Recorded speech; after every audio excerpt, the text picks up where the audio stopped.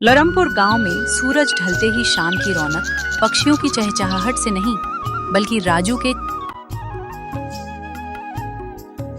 के चिकन पकौड़ों की चटपटी खुशबू से शुरू होती थी।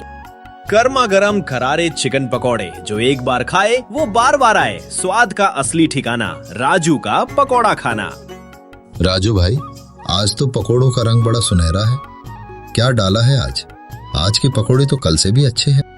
काका, मसाले घर के हैं और चिकन एकदम ताजा। मैं पैसों से ज्यादा लोगों की सेहत और स्वाद की कीमत जानता हूँ। रामपुर के पास ही एक बहुत बड़ा मुर्गी फार्म था जिसका मालिक भैरव राजू की तरक्की देख जलकर भून गया था। ओए राजू, बहुत दिन से मैं तुझे बहुत कम रेट में मुर्गियां दे रहा हूँ और तू यहाँ नोट छापे जा रहा है। अब मेरा सब्र खत्म हो गया है। आज से तुझे 1 किलो मुर्गी का 500 रुपये में दूंगा। तुझे मेरी मुर्गी लेनी है तो ले, वरना यहाँ से अपना ये ठेला उठा और दफा हो जा यहाँ से। 500 रुपए? भैरव भाई, ये तो सीधा सीधा जुल्म है। अगर मैं इतनी महंगी मुर्गी लूंगा तो गरीब गांव वालों को पकौड़े किस भाव बेचूंगा? आप अचानक इतना रेट कैसे बढ़ा सकते हैं? मुझे तेरी दलीलों से कोई मतलब नहीं है। मैं कोई समाज सेवा करने नहीं बैठा हूँ। लेना है तो 500 में ले, नहीं तो आज के बाद मेरे फॉर्म की तरफ शक्ल मत दिखाना। निकल जा यहाँ से। ठीक है भैरव भाई, अगर आपको लगता है कि आप मुझे डरा कर लूट लेंगे तो ये आपकी भूल है। आज से आपकी एक भी मुर्गी मेरे तेल में नहीं तलेगी। मैं खुद का रास्ता देख लूंगा, पर आपके आगे हाथ नहीं फैलाऊंगा। भैरव ने राजू को सड़क पर लाने के लिए एक गंदी साजिश रची। सुन, ये सड़ी हुई मुर्गियाँ जिन्हें मैंने फेंकने के लिए रखा था, इनका कीमा बना और राजू के ठेले के सामने एक आलीशान दुकान खोल। नाम रख शाही चिकन दरबार। इसमें तेज मसाले और लाल रंग डाल दे और रेट रख दे राजू से भी आधा। जब लोग सस्ता देखेंगे तो स्वाद और सेहत सब भूल जाएंगे। मुझे राजू का नामो निशान मिटाना है।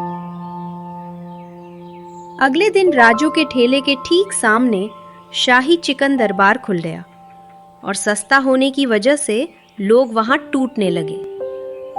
आओ भाइयों, शाही चिकन पकोड़े सिर्फ 10 रुपए प्लेट। राजू के दाम से भी कम, बड़े होटल जैसा मजा। भैरव भाई, सस्ता बेचना बुरा नहीं है, पर सड़ी हुई चीज खिलाना पाप है। आप ये अच्छा नहीं कर रहे। राजू, अपनी नसीहत अपने पास रख। देख, तेरे सारे ग्राहक अब मेरे पास हैं। तू बस अपनी खाली कढ़ाई देख और रो। 2 दिन बाद ही रामपुर में हाहाकार मच गया, क्योंकि भैरव का जहरीला खाना रंग दिखाने लगा था। ओए भैरव, ये क्या खिला दिया तूने? मेरा पूरा परिवार अस्पताल में भर्ती है। तेरे पकोड़ों में से तो अब सड़ांध आ रही है। चुप कर। सस्ता खाओगे तो पेट तो खराब होगा ही। पैसे वापस नहीं मिलेंगे। भाग यहाँ से। भागना तुझे पड़ेगा भैरव। हमने तेरी दुकान के पीछे से सड़ी हुई मुर्गियों के ढेर बरामद किए हैं। तूने चंद पैसों के लिए पूरे गांव की जान खतरे में डाल दी। भैरव, तेरा फार्म और दुकान दोनों सील। अब जेल में चक्की पीसना। भैरव भाई, मैंने कहा था ना कि ईमानदारी का सौदा कभी घाटे का नहीं होता। आपने मुझे खत्म करना चाहा, पर आपके लालच ने आपको ही खत्म कर दिया। पुलिस भैरव को घसीटते हुए ले जाने लगी और रामपुर के लोगों को समझ आ गया कि सच्चा कौन है। आज फिर रामपुर की शाम राजू के पकौड़ों की महक से गुलजार है, पर अब उस महक में लालच की बदबू नहीं बल्कि ईमानदारी की खुशबू है। लीजिए मुखिया जी, आपके लिए एकदम खास कम तीखे वाले चिकन पकौड़े। जीते रहो राजू। आज तेरी दुकान की ये रौनक देखकर दिल खुश हो गया। उस दिन अगर तू हिम्मत ना दिखाता तो वो जालिम भैरव पूरे गांव को बीमार कर देता। शाम होते ही राजू की दुकान पर मेला सा लग जाता था। गांव के लोग अब बेखौफ होकर स्वाद का मजा लेते थे। राजू भाई, सच कहें तो भैरव के जाने के बाद हमें असली स्वाद का पता चला है। पहले तो डर डर के खाते थे, पर अब पता है कि यहाँ जो मिलेगा वो एकदम शुद्ध होगा। अरे भाई, स्वाद तो है ही, पर राजू का व्यवहार देखो। इतना बड़ा काम हो गया, पर घमंड जरा भी नहीं आया। आज भी वही पुराना राजू है। राजू सबको पकौड़े सर्व करते हुए अपनी पुरानी यादों में खो गया, लेकिन उसके चेहरे पर संतोष था। मुखिया जी, दुकान बड़ी हो गई है तो क्या हुआ, जिम्मेदारी भी तो बढ़ गई है। अब लोग मुझ पर और भी ज्यादा भरोसा करते हैं। मैं मरते दम तक इस भरोसे को टूटने नहीं दूंगा। यही बात तुझे औरों से अलग बनाती है राजू। तेरी ईमानदारी ने सिर्फ तुझे दुकान ही नहीं दी, बल्कि पूरे गांव का प्यार भी दिया है।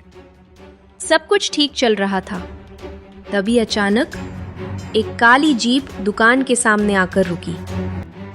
जीप से एक हट्टा कट्टा आदमी उतरा, जिसकी आंखों में गुस्सा। तू ही है राजू, जिसने मेरे भाई भैरव को जेल भिजवाया है?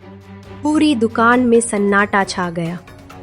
लोग समझ गए कि ये भैरव का भाई जगन है, जो शहर से बदला लेने आया है। भाई को मैंने नहीं, उसके अपने पापों ने जेल भिजवाया है। आप यहाँ पकौड़े खाने आए हैं या दुश्मनी निभाने? पकोड़े तो तू खिलाएगा, पर बहुत जल्द तेरे इन पकोड़ों में आंसुओं का नमक होगा।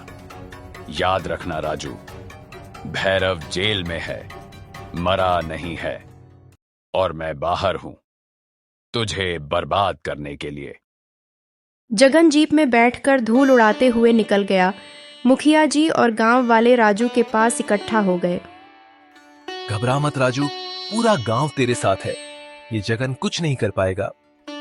मुखिया जी, डरता तो मैं तब था जब मैं गलत था। अब तो मैं सच की राह पर हूँ। जो होगा देखा जाएगा। जगन ने राजू के पकौड़ों में जहर मिलाने की साजिश रची, लेकिन गांव वालों की सतर्कता ने उसे रंगे हाथों पकड़वा दिया। पुलिस उसे भी उसके भाई भैरव के पास जेल ले गई। मुखिया जी ने गर्व से कहा, राजू, तेरी सच्चाई का कवच जगन के हर वार से बड़ा निकला। आज राजू की दुकान पर जीत का जश्न है और उसकी ईमानदारी की खुशबू पूरे इलाके में फैल गई है। Hey everyone, welcome to Toonlock!